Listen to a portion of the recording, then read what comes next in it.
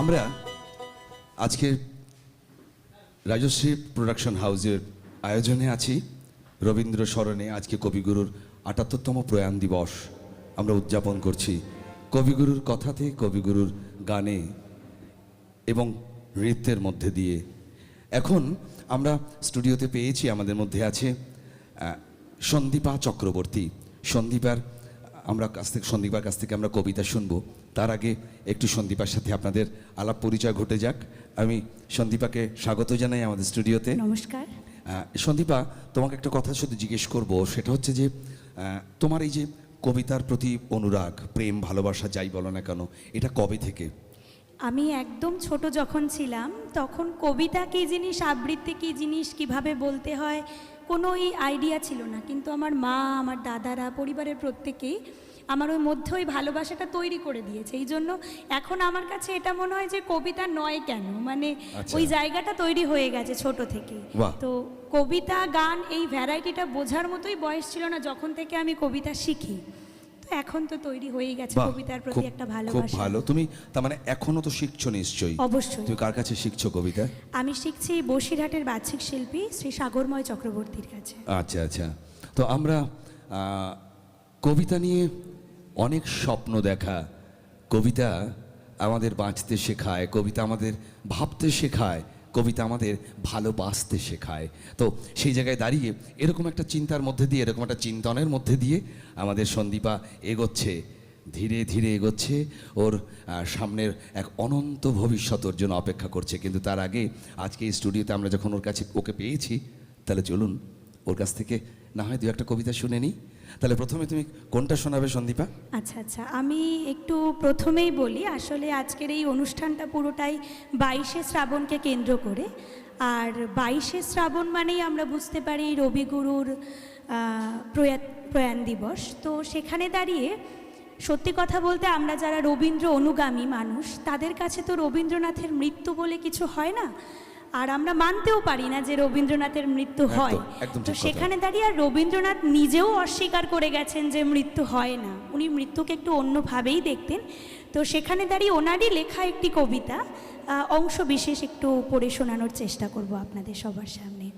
তো উনি নিজেই বলে গেছিলেন যে মরণ রে তুহু মম শ্যাম সমান, মেঘ বরণ তুঝ মেঘ জটা জুটো, রক্ত কমলকর রক্ত অধর পুটো, তাপ বিমোচন করুণ কর তব, মৃত্যু অমৃত করে দান, তৌহু মম শ্যাম সমান, মরণ রে শ্যাম তোহারি নাম, চির বিসরল জব নিরদয় মাধব, তুহু নয় ভৈ বিমোহ বাম, অকুল রাধা বিরণ অতি জড় জড়, ঝড়ই নয়ন দৌন অনুক্ষণ ঝড় ঝড়, তুহু মম মাধব তুহু মম দোসর, তুহু মম তাপ ঘুচাও, মরণ তু আও আও।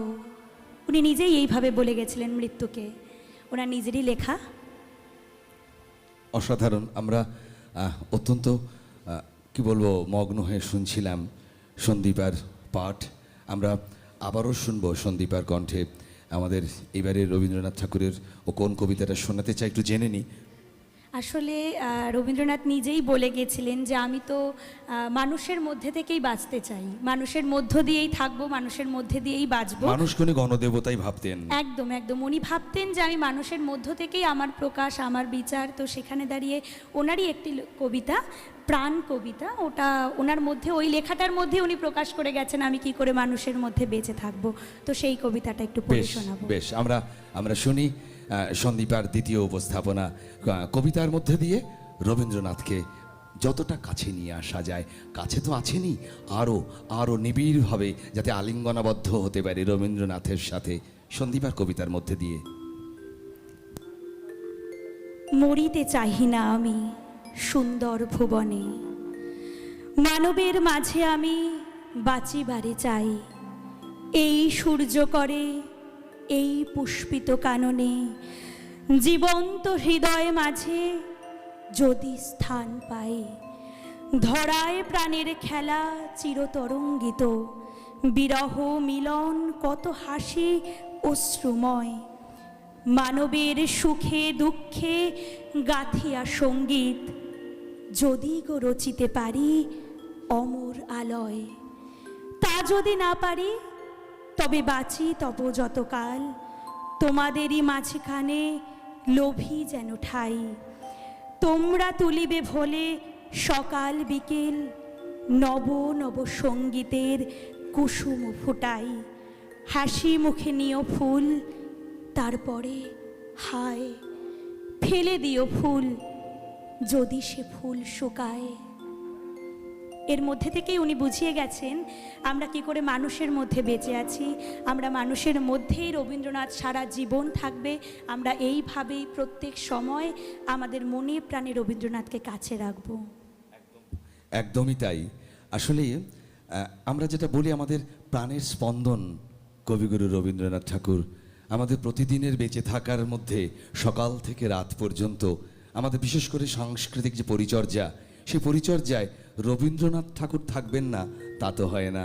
তো তাই রবীন্দ্রনাথকে নিয়েই আমাদের জীবন, রবীন্দ্রনাথকে নিয়েই আমাদের মৃত্যু। আর এই জীবন মৃত্যুর মাঝে যে সময়, সেই সময়টা তিনি আমাদের প্রেরণা, তিনি আমাদের উৎসাহদাতা, আমাদের বেঁচে থাকার অফুরান অফুরান প্রেরণা। আমরা চলে যাব সন্দীপার পরবর্তী নিবেদনে।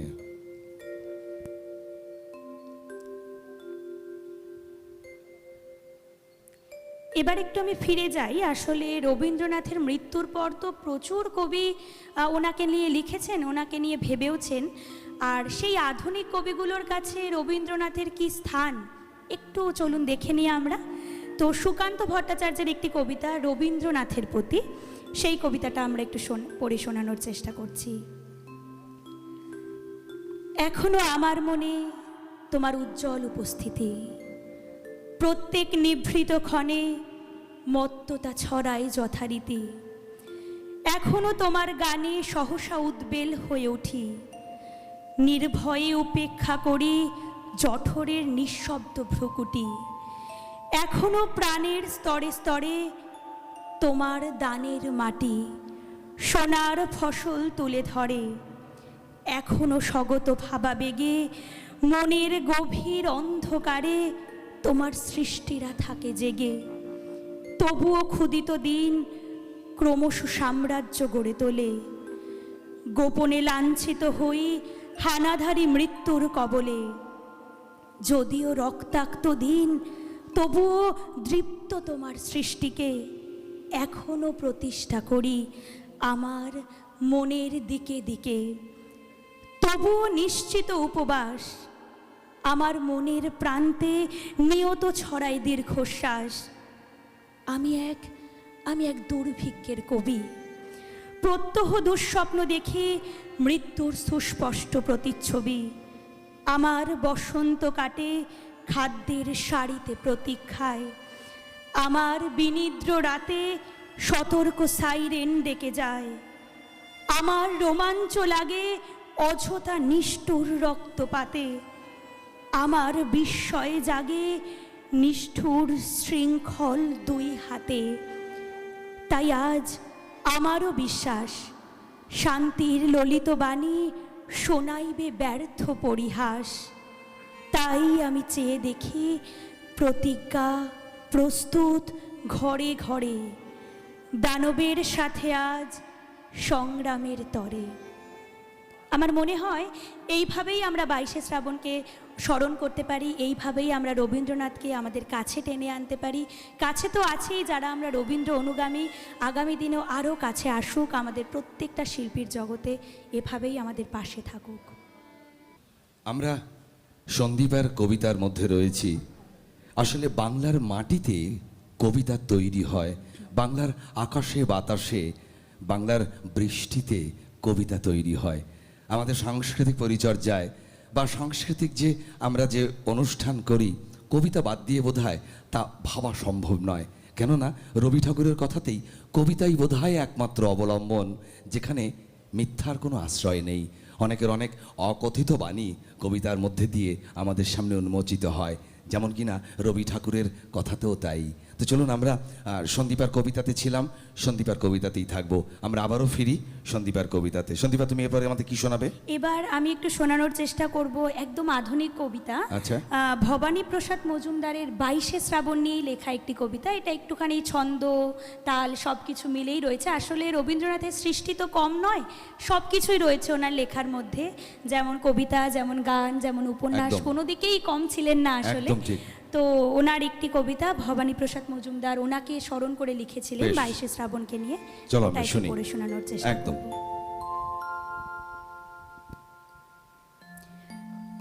রোদ ঝলমল তপ্ত বসেক, জল টলমল 22শে শ্রাবণ, বইছে বুঝি অশ্রু প্লাবন, 22শে শ্রাবণ এলেও তিনি মনের কোণে অটল অনর। দুঃখে সুখে সবার বুকে রবি কবি রইবে আবার, 22শে শ্রাবণ নাই সে শুনি, তাই সে হাসে হৃদয় মাঝে। মুখের হাসি বুকের বাসি হয়েই বাজে সকাল সাজে, 22শে শ্রাবণ আসবে যাবে, হাসবে স্মৃতি নাশবে ভীতি, প্রীতির ডালায় গীতির মালায় সাজবে কবি, এই তো রীতি। 22শে শ্রাবণ দুঃখের খেয়ায় সুখের স্মৃতি বেড়ায় ঘুরে, প্রাণের পাতায় খুশির পাতায় মনকে মাতায় বিষাদ সুরে। 22শে শ্রাবণ শ্রদ্ধা প্লাবন, জানাও তাকে ভক্তি প্রণাম, বিশ্ববাসীর বুক বেদিতে থাকবে খোদাই সদাই ও নাম। এভাবেই আমাদের নামে, এভাবেই আমাদের মনে সবার মধ্যে রবীন্দ্রনাথের নাম খোদাই করা থাকবে। এভাবেই আমি 22শে শ্রাবণের অনুষ্ঠান কমপ্লিট করলাম। নমস্কার। আমরা ছিলাম এতক্ষণ একটি অনবদ্য কবিতার অনুষ্ঠানে, পরিবেশনায় সন্দীপা চক্রবর্তী। সন্দীপা সুদূর বসিরহাটে পড়াশোনাও করছে এবং সেখানে কবিতাও শিখছে। আমরা চাইব, অবশ্যই আমাদের এটা চাওয়া, যে রাজশ্রী প্রোডাকশন হাউসের পক্ষ থেকে ওর এই কবিতার জগতে ওর পদচারণা অবাধ এবং মসৃণ হোক। আমাদের সকলের শুভেচ্ছা রইল সন্দীপার সাথে। সন্দীপাকে আমরা বরণ করে নেব রাজশ্রী প্রোডাকশন হাউসের পক্ষ থেকে। বিশিষ্ট শিল্পী, আরও একজন গুণী মানুষ, বিশিষ্ট শিল্পী, অত্যন্ত সুপরিচিত শ্রী অভিজিৎ গোস্বামী, তাকে আমি আসবার জন্য বলবো। অভিজিৎ আমাদের সকলের পক্ষ থেকে সন্দীপাকে উত্তরীয় পড়িয়ে তাকে সংবর্ধিত করবে। শ্রী অভিজিৎ গোস্বামী আরও একজন কৃতি শিল্পী, গুণী মানুষ, সংবর্ধিত করছে। আগামী দিনের আবৃত্তির জগতে আমরা চাইব যার দিক থেকে দিগন্তে নাম ছড়িয়ে পড়ুক, সন্দীপা চক্রবর্তী, তাকে বরণ করে নিচ্ছে রাজশ্রী প্রোডাকশন হাউসের পক্ষ থেকে। অভিজিৎ গোস্বামীকে অনেক ধন্যবাদ এবং আমাদের সকলের শুভেচ্ছা সন্দীপার জন্য। আর দর্শক বন্ধু, আপনাদের বলি, আমরা আবারও ফিরে আসব আমাদের আজকের অনুষ্ঠানে। বাকি শিল্পী যারা আছেন, অত্যন্ত প্রতিভাময়ী প্রতিভাবান শিল্পীরা আমাদের আরও আছেন, তারা আপনাদের সামনে আসবেন আর অল্প একটু সময়, তারপরে আবার ফিরে আসব আপনাদের সামনে সেই সব শিল্পীদের নিয়ে। আমাদের সাথে থাকুন, সঙ্গে থাকুন। নমস্কার।